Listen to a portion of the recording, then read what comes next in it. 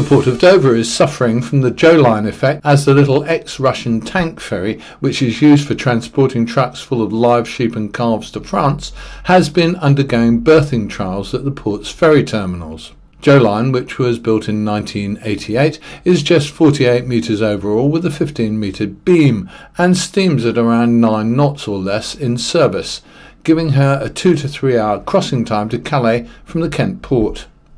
Her owners have previously attempted to run regular live animal ro-ro services from the port of Ramsgate, which eventually managed to dump the service, and then from Ipswich, which also managed to get the service suspended.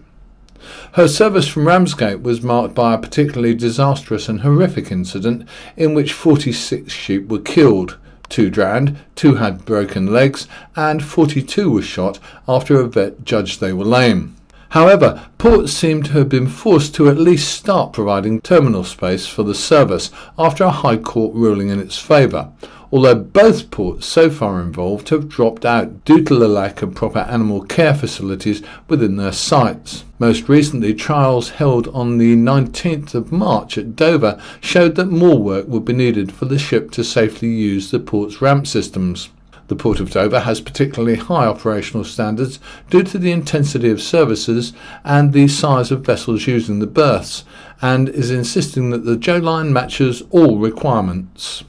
At present, Joline is berthed in Calais, and more work is being done to enable her to berth at Dover safely.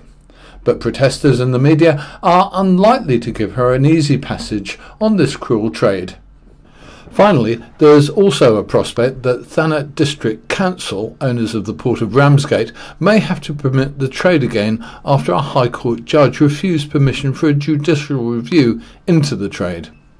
An RSPCA spokesman said that the port of Ramsgate is inadequate for the safe and humane handling of live animal exports because there are no facilities at or very near the port enabling the immediate unloading of animals in the event of a welfare emergency.